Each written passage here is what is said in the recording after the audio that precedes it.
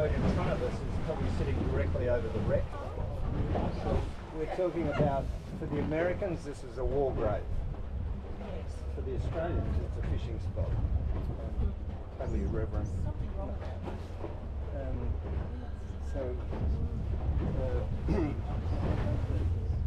So of course there's no bodies or remains left down there. We're talking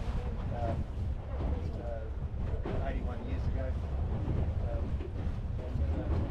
But they tell me that she was anchored right over there where that black and white ship is over on our left. Now how do we end up here?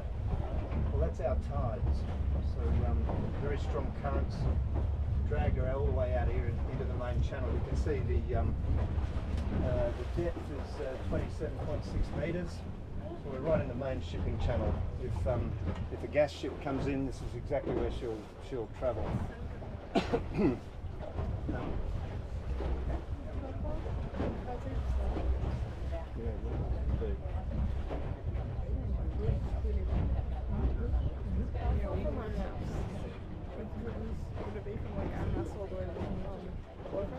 So this fishing boat in front of us has got an electric motor out the front. It's illegal. And he's caught a fish.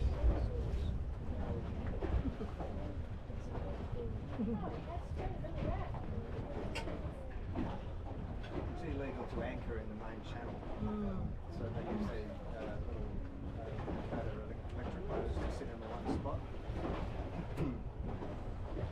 So this is international fishing language. I'm going to use sign language here.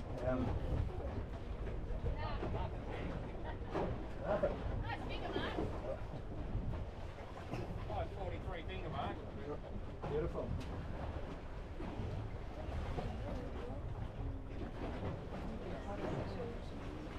I'd love to say there's a metre too, but there isn't.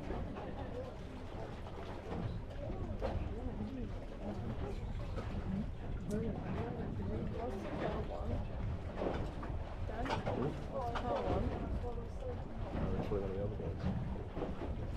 Why is it red, blue, kind of green, yellow? Oh my god. I think it's where we've been. I'm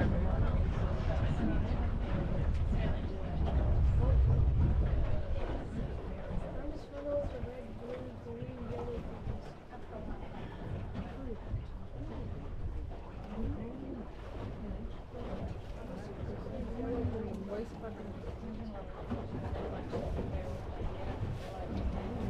I think it's where we've been. Blue is where we've been, and red is where we are.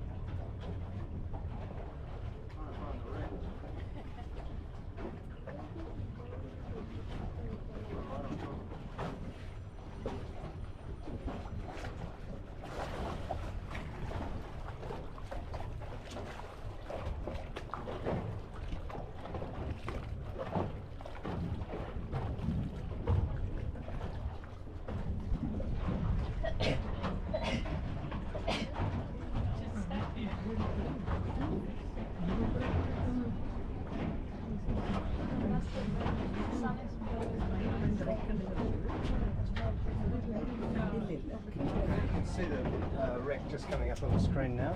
So we're right over the top of it. So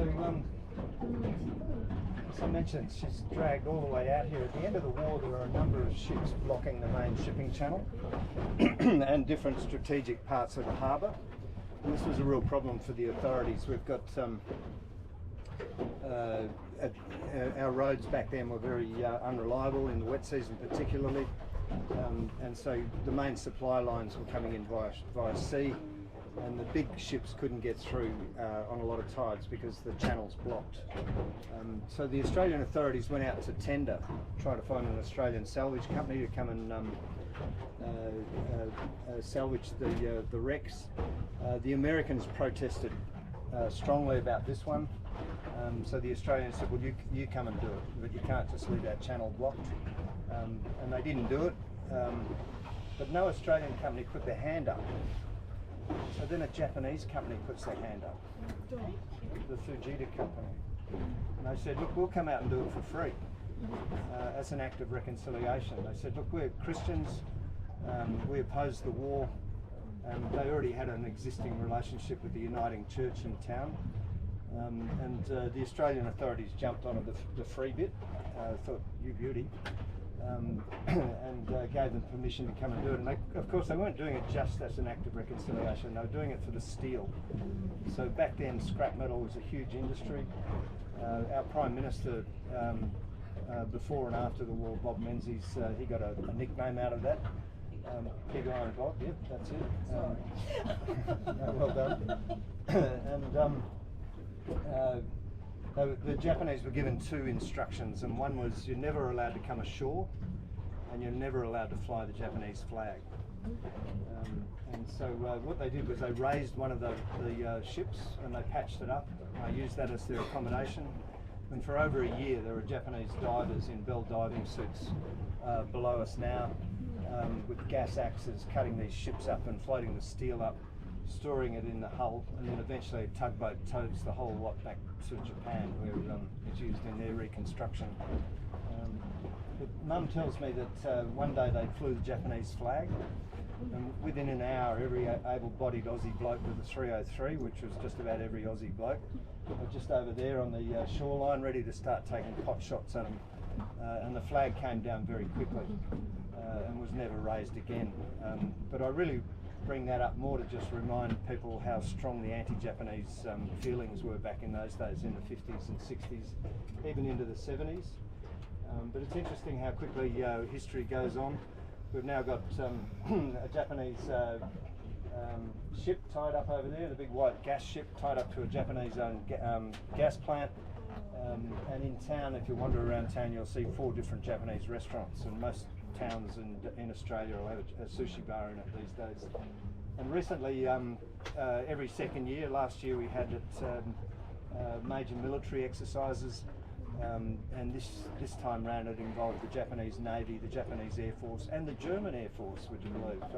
The only people not invited, of course, were the Russians, the Chinese, and the North Koreans, but just about every other country in the world took part.